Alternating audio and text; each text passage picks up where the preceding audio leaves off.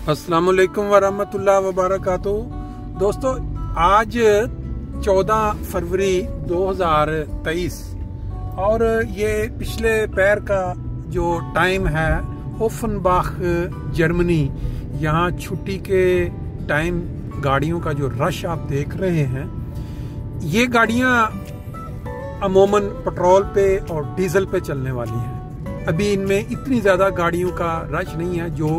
Tesla गाड़ियाँ जो charge battery पे चलती हैं, यानी बिजली पे, और वो चार्ज होकर लंबा। चंद दिन कबल आपने एक खबर सुनी कि ज़लज़ला जो तुर्की में आया, जिसमें 30-40 हज़ार अफराद बेचारे अल्लाह को प्यारे हो गए। उसके बाद पूरी दुनिया के अंदर तुर्की और शाम की मदद के लिए, या वहाँ वो जो दोबारा लोगों को बसाया जाएगा या उनको निकालने के लिए एक मदद की स्कीम चल रही थी, जिसको आप कहते हैं कि ज़लज़ला ज़दगान के लिए मदद करें आके। एक खबर नज़र से गुजरी कि अमेरिका में कोई पाकिस्तानी शख्स एम्बेसी के अंदर गया और नाम अपनी आइडेंटिटी शो किए बगैर उसने वहाँ $30 मिलियन जो है वो उसने अतिया कर दिया, ये तुर्की के ज़लज़ला ज़दगान और शाम के ज़लज़ला ज़दगान के लिए। इसके अलावा किसी को पता नहीं था कि ये पाकिस्तानी का नाम क्या था और उसकी क्या आइडेंटिटी थी, लेकिन उसके ऊपर जिक्र ज़रूर चला। वज़ीर आज़म पाकिस्तान और बड़ी बड़ी शख्सियात ने बड़ा उसका तज़किरा किया और ख़बरों में भी आया कि एक पाकिस्तानी नज़ाद अमेरिकन ने वहाँ $30 मिलियन जो है वो अरबों रुपया पाकिस्तानी बनता है, वो अमदाद में दे दिया। वो उन्होंने क्या कहते हैं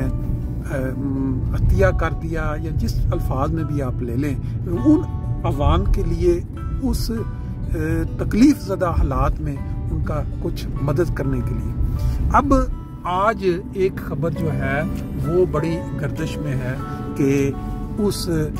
पाकिस्तानी शख्स की जो आइडेंटिटी है वो ज़ाहिर हो गई है, और वो उनका जो नाम है वो भी ज़ाहिर आ गया है, और उनकी कुछ जो तस्वीर है वो भी आम तौर पे जो छुपी हुई थी वो भी ज़ाहिर हो गई है। ये एक शख्स जो दुनिया की ताकतवर तरीन बैटरी जो लंबा फासला एक दफ़ा चार्ज करने के बाद चलती है, वो इस सदी की सबसे बड़ी इजाद है, जिसको आज तक लोग मान रहे हैं कि एक गाड़ी के अंदर एक दफ़ा जब वो बैटरी लगती है तो ख़त्म होने के बाद चार्ज करें, तो आज तक कोई ऐसी इजाद नहीं थी जो इतना लंबा फासला, पता नहीं कितने 100 किलोमीटर जो है एक चार्जिंग में तय करते। उन क्या कहते हैं, उस शख्स का नाम मुजीब इजाज़ बताया जा रहा है। मुजीब इजाज़ की जब तस्वीर भी आई और उनका जब हमने चेक किया गूगल से, तो आप सुन के हैरान रह जाएंगे। बल्कि बहुत सारे लोग ऐसे हैं दुनिया में, ख़ासतौर पर पाकिस्तान में, जब उनको पता चलेगा कि मुजीब इजाज़ साहब कौन है, तो वो क्या कहते हैं, एक दफ़ा अपनी उंगलियां चबा लेंगे, या मुहावरा होता है कि परेशान हो जाएंगे कि जिन लोगों को हम रोज़ प्रोग्रामों के अंदर बुरा भला कहते हैं, जिनकी हम बुराइयां बयान करते हैं लोगों के सामने, और पाकिस्तान के अंदर उनके लिए जीना हमने हराम कर दिया हुआ है, उन्हीं में से वो एक शख्स हैं जो 30 मिलियन अतिया देकर खामोशी से एम्बेसी से चले गए। वो जो फैक्ट्री है जो बैटरियां बनाती है, उसके जो मालिक हैं वो एक ऐसी जमात से उनका ताल्लुक है, एक ऐसी फ़िरका से उनका ताल्लुक है जिनको पाकिस्तान के अंदर आप जानते हैं कि सबसे बुरे लोग समझा जाता है। लेकिन शायद आपके इल्म में ना हो कि जब खुदा ताला ने किसी भी शख्स को दुनिया में इज्जत बख्शनी होती है, या उसकी सच्चाई बड़े ज़ोर से जाहिर करनी होती है, सिर्फ ये नहीं होता कि खुदा कोई ऐसी चीज़ आसमान से उतार देता है کہ وہ لوگ کہیں کہ ہاں بھئی یہ ثبوت آ گیا ہے تو اب ہم سچائی کو مان لیں۔ آپ کے علم میں ہے نبی پاک صلی اللہ علیہ وسلم نے جو ہمیں ایک پیشگوئی کے ذریعے بتایا تھا کہ میری امت میں امام مہدی آئیں گے آخری زمانہ میں، جب قوم بگڑ چکی ہوگی، جو لیڈران ہیں مذہبی رہنما قوم کے، جہاں لوگ ہدایت کے لیے جائیں گے تو وہ مساجد میں ممبروں پہ سور اور کیا کہ بندر بیٹھے ہوئے پائیں گے، بجائے اس کے کہ وہاں سے کوئی اچھی بات وہ سیکھے، اس طرح کی۔ تو وہ تو پورا ہو چکا۔ آج پاکستان میں جو بھی شریف لوگ ہیں، جو سمجھنے والے لوگ علماء ہیں، وہ تو ثابت کرتے ہیں کہ یہ حالات وہاں پیدا ہو چکے ہیں، کیونکہ آئے دن کوئی نہ کوئی شخص جو بے گناہ کہہ لے یا بیچارہ ذہنی مریض ہے، اس کو ہجوم کٹھے ہو کے پتھروں سے مارتے ہیں یا آگ لگا کے زندہ کرتے ہیں کہ اس نے توہین مذہب کر دیا۔ یہ کسی مذہب کی تعلیم نہیں ہے، کہیں بھی یہ نہیں سکھایا گیا، کوئی نبی نہیں سکھاتا۔ پھر خاص طور پہ رحمت العالمین حضرت محمد صلی اللہ علیہ وسلم کی امت وہ اس طرح کے کاموں میں مبتلا، یہ تو امپاسبل ہے۔ تو پھر وہ جو حدیث ہے وہ تو بار پوری ہو گئی کہ وہ جو بگڑے ہوئے آسمان کے نیچے سب سے جو بدترین مخلوق ہوگی وہ میری امت کے وہ علماء ہوں گے۔ یہ الفاظ تھے رسول اللہ کریم صلی اللہ علیہ وسلم کے، اور پھر جو ان کے زیر سایہ تعلیم پائیں گے یا سیکھیں گے وہ پھر اس طرح کی حرکات ہی کریں گے، اور تو نہیں ہوگا۔ لیکن جو امام مہدی یا مسیح موعود تشریف لائیں گے، ان کو اللہ تعالیٰ نے الہاماً بتایا کہ میرے فرقہ کے لوگ علم و معرفت میں کمال حاصل کریں گے اور اپنی دلائل اور سچائی سے جو مخالفین ہیں ان کے منہ بند کر دیں گے۔ یہ میں اپنے الفاظ میں اس کی تھوڑی تشریح کر رہا ہوں۔ بات یہ ہے کہ آج اسی فرقہ سے تعلق رکھنے والے جنہوں نے اپنے وقت کے امام حضرت مسیح موعود علیہ الصلوۃ والسلام کو سچا مان لیا، خدا تعالیٰ نے اپنی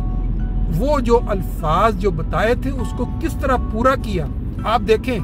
آج کے زمانے میں کتنے مسلمان ممالک ہیں جس میں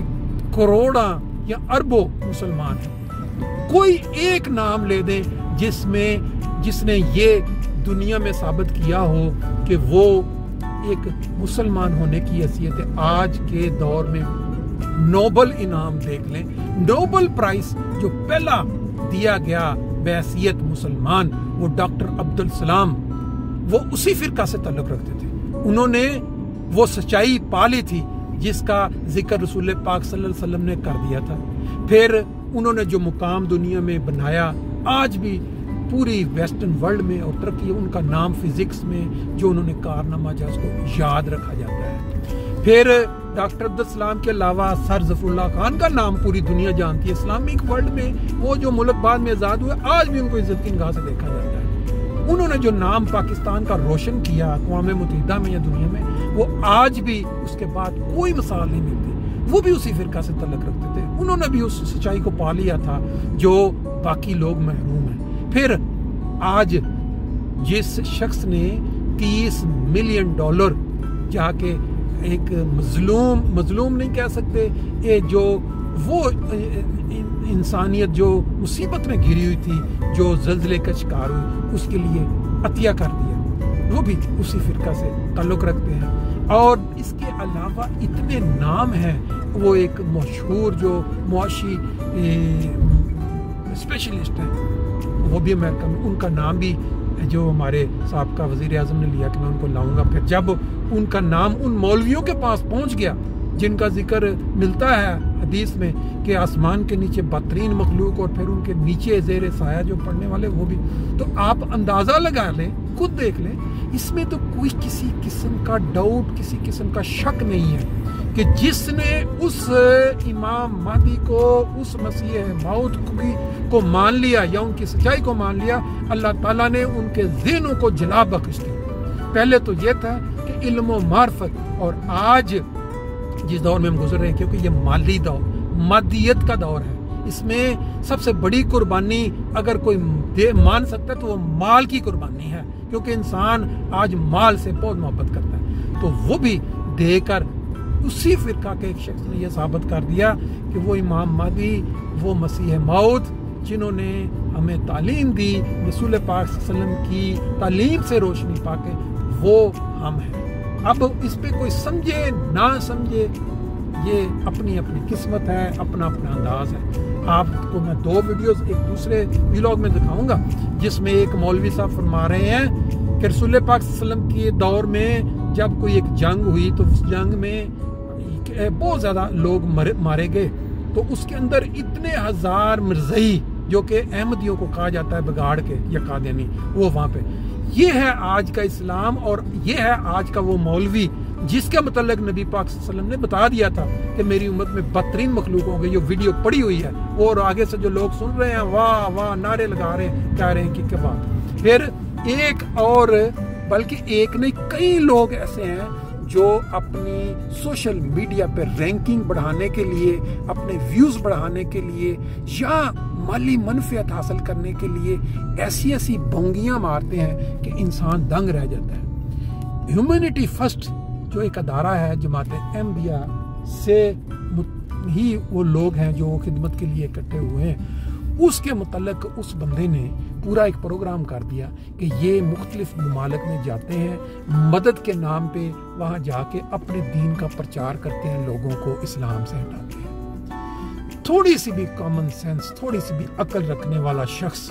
या वो लोग जो मुसीबत में गिरे जाते हैं, जिनको कोई कुदरती आफात या इंसानों की जो मार है वो मुसीबत में, जब उनको कोई मदद पहुंचती है, कोई जाके उनके सर पे हाथ रखता है तो उनको पूछे। ये लोग जो बैठे हुए हैं सोशल मीडिया पे या यूट्यूब पे या दूसरे जहाँ वो ये रोज प्रोग्राम पेश करते हैं, कादियानियों ने ये कर दिया, अहमदियों ने ये कर दिया, इतने आज कादियानी मुसलमान हो गए आज ये, इन सब के मुंह के ऊपर एक तो पेड़ है। ये जो प्रोग्राम जो